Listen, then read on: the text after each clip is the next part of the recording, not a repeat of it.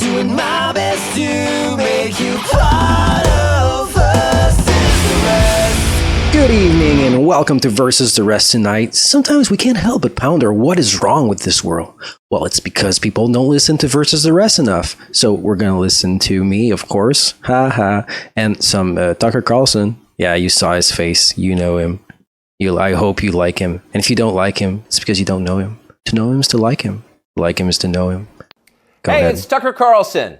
The Biden administration arrested Donald Trump this afternoon. They had him arraigned and fingerprinted in a Miami courthouse like the accused felon he now technically is.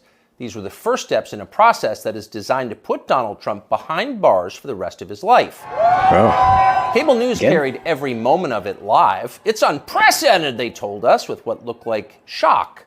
Oh. But they weren't shocked. They knew this was coming. Everyone who's paid attention knew it was.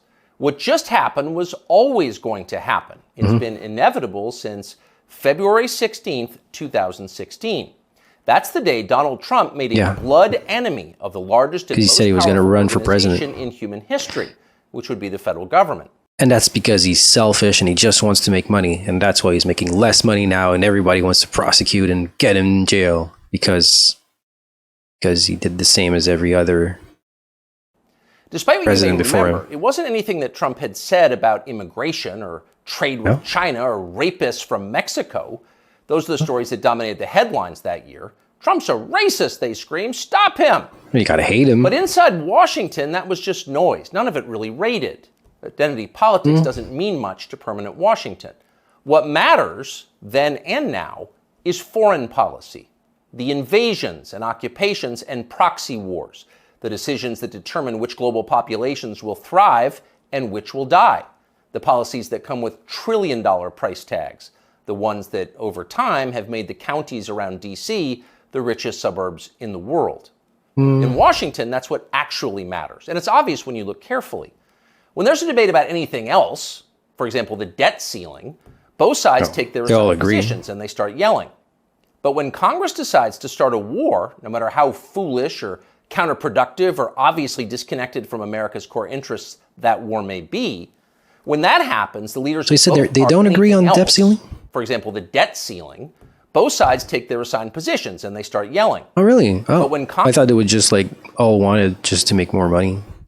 But it's, some people want small government. War, no matter how they're in it, but they want it small. They would not be in it if it was small. Disconnected from America's core interests that war may be. When that happens, the leaders of both parties automatically jump behind it like circus clowns.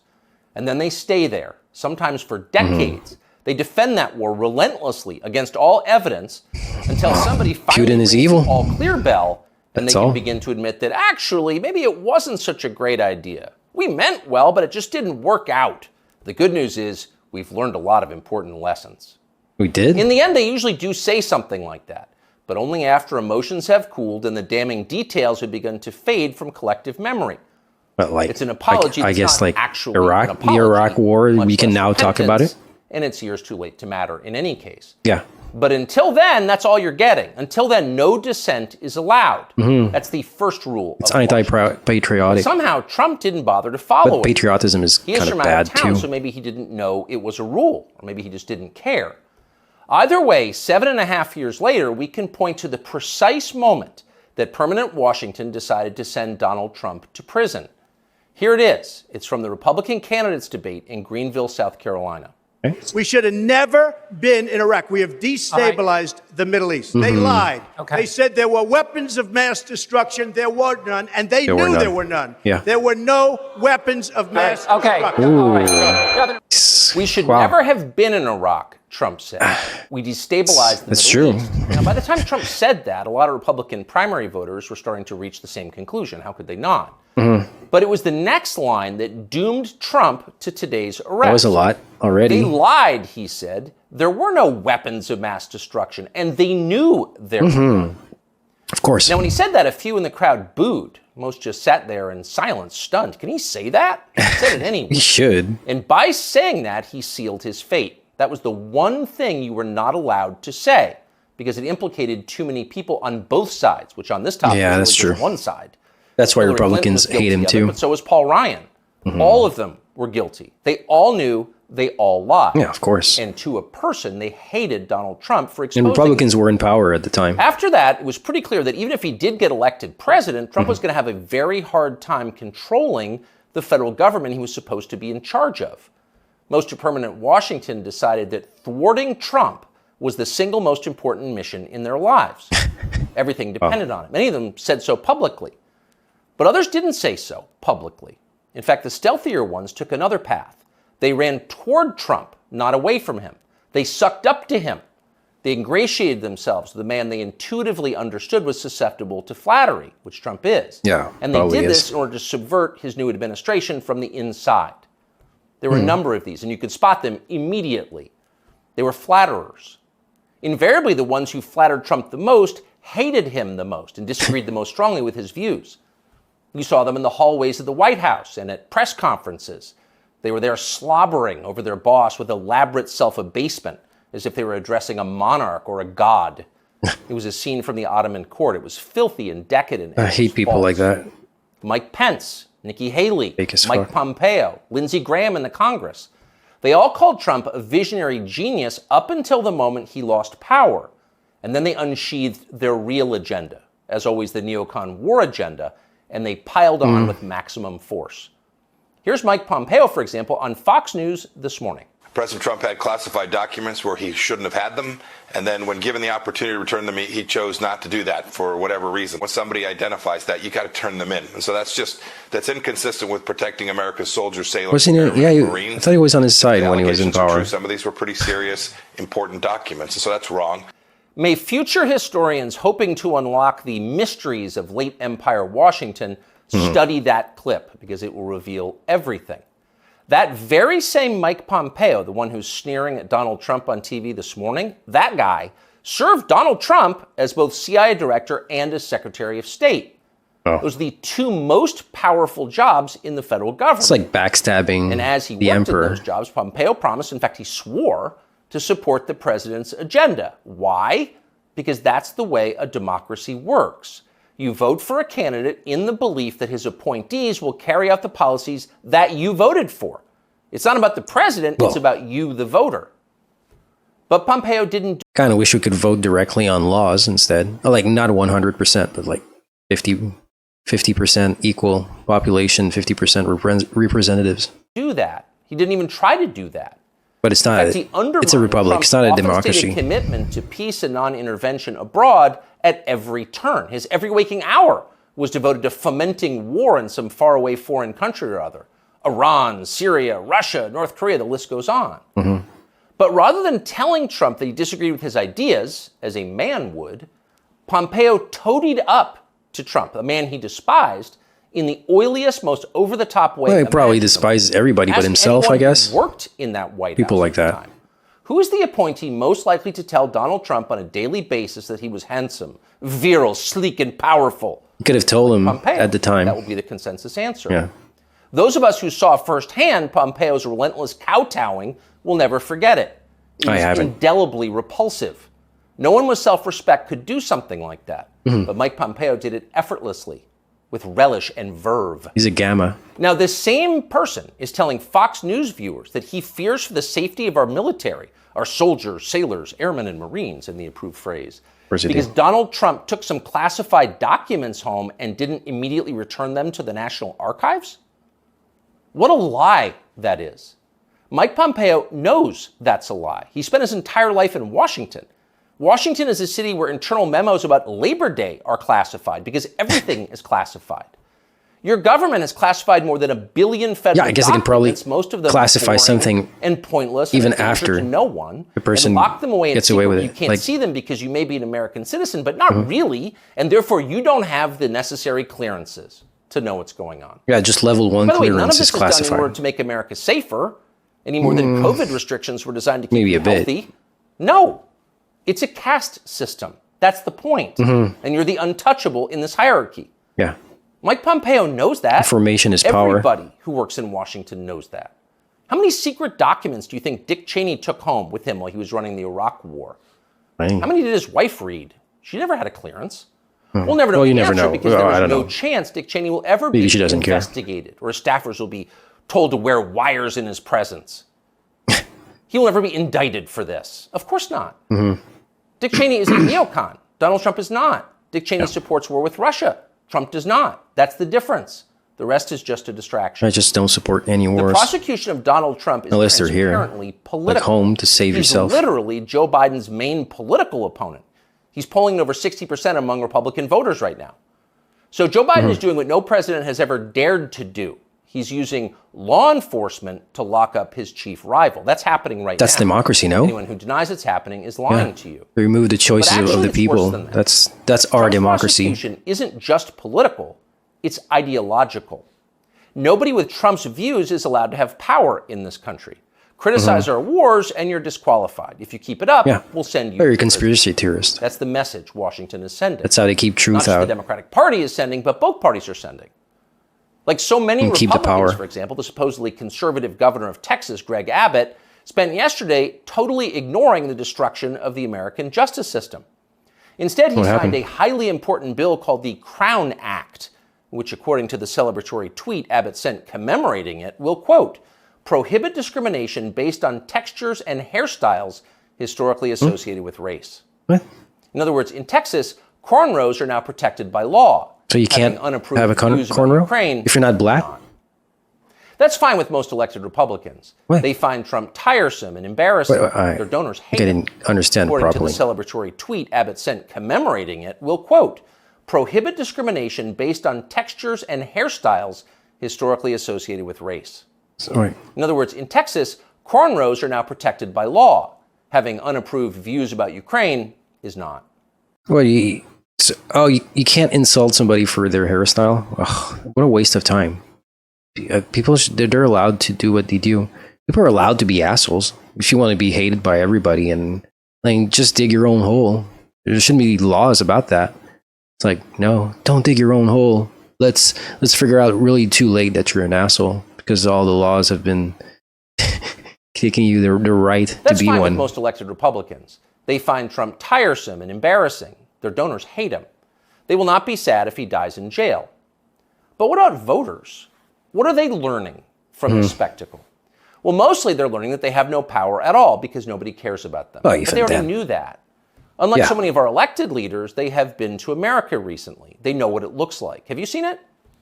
If you've got a few days this summer, find out. Take a road trip and see for yourself.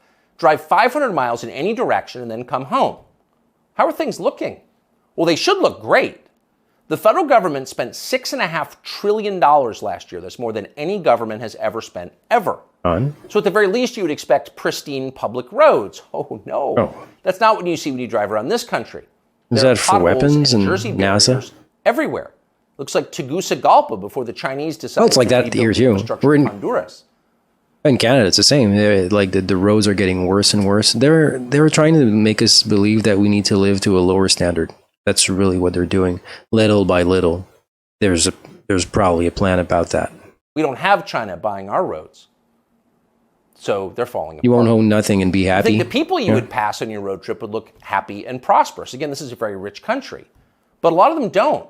Quite a few appear to be strung out on drugs. You see them shuffling by shuttered storefronts in small towns, and you wonder as you see it's like all of everywhere. this, where did all the money go? It's certainly not here. No. Well, it's in Washington. It's in Fairfax and Loudoun counties, and in leafy, perfectly manicured Northwest D.C. And of Well, they course, need a to keep huge their chunk standard of goes to living. Ukraine, to Zelensky, and It's expensive. not because you have no voted idea, for that. Tucker. You didn't vote to give it to them. You never would.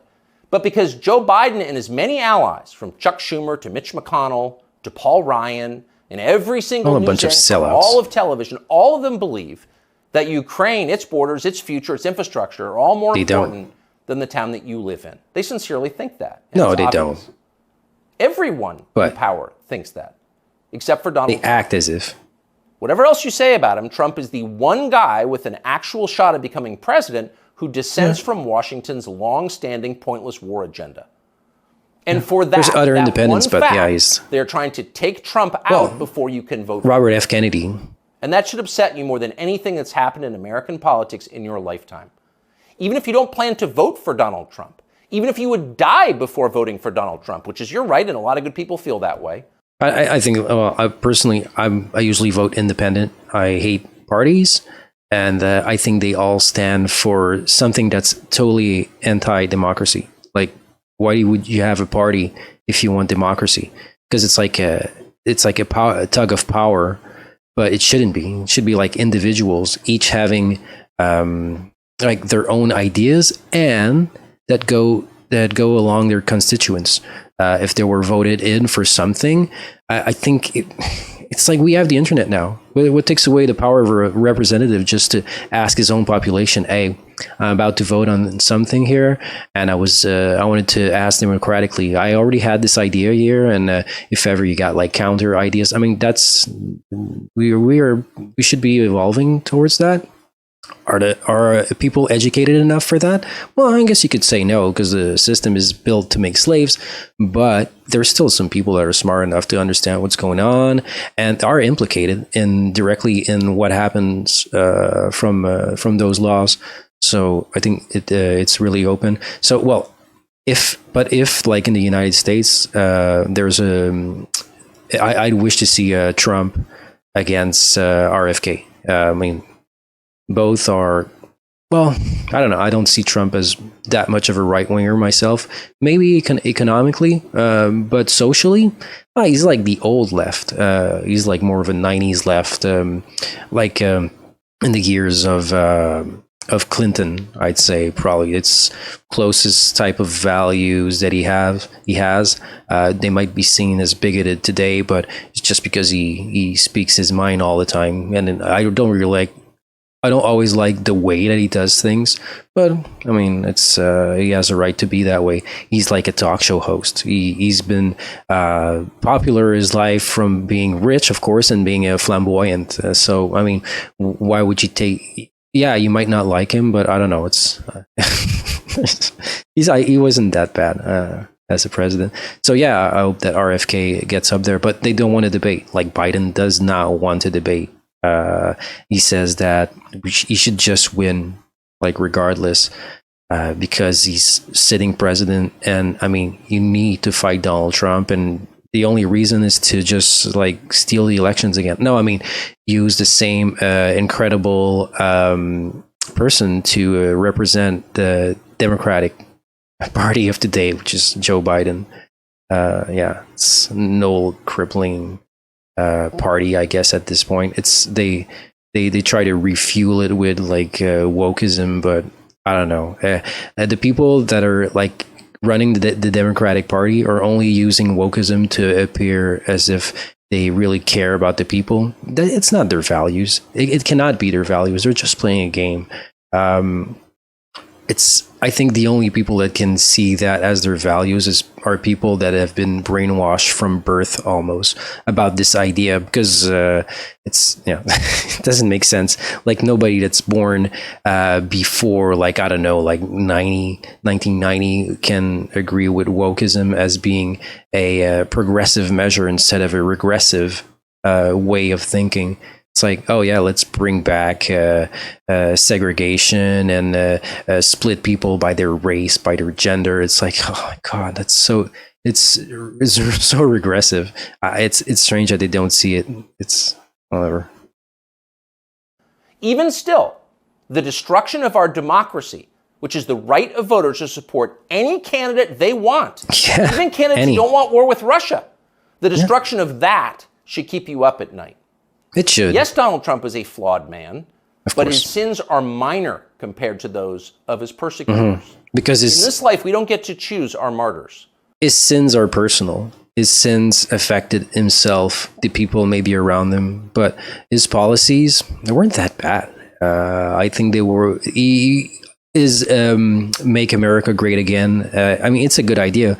Who doesn't want to have like a leader that's a nationalist? Like everybody kind of, it's like, do you want like to have a father that he prefers, like if the neighbor's family, they have like more wealth and have a bigger, like, no, you want the person that's leading your family, your company, or anything he needs to be like some kind of defender or go-getter. I mean, he can't be weak. You don't want to have a weak person running the show.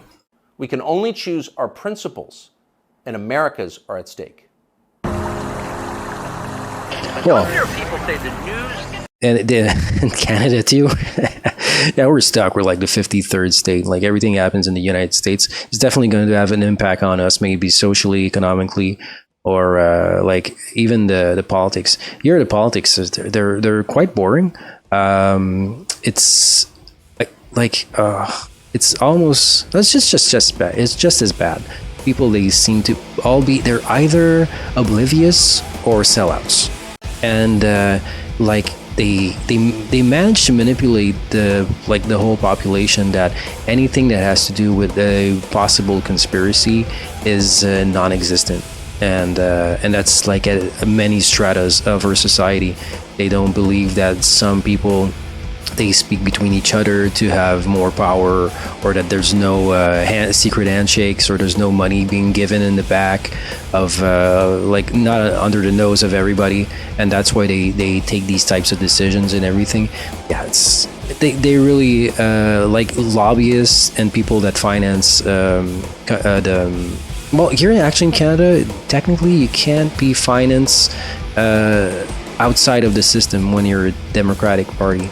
I think you can like auto-finance yourself, and you can have like some types of donations, but it's not the same as in the United States. You can't be like Hillary Clinton and have your whole everything paid off by companies. And I mean, of course you're going to see those companies having power over you after that. Why wouldn't you give them something back? I think it's just logical.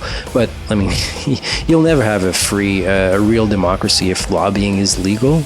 Like, lobbying should not be legal. A company should not have any rights on laws. They can put their input. That's okay. They can have representatives of companies like giving input, because maybe they do understand better how it's going to affect them, and so I think they do have like some kind of right over that. But outside of that, it should be just individuals that have power on laws, or representatives, or like senators, of course, stuff like that. Well, anyway, so it was a good time with Tucker Carlson. He was a bit less entertaining in this show. I don't know. I hope he's not losing his touch. No, he's still better than me. Tucker's a great guy. I don't know if he's to be trusted like anybody else, but I mean, he said he was wrong about the Iraq War. I like when somebody says that he's wrong, and that's a good thing. It's a good trait for me. So we'll probably watch some Tucker Carlson again. That was his third show on Twitter. Surely there's going to be a fourth, unless Fox News brings him to jail right next to Trump, of course. So, all right. So see you next time. Bye.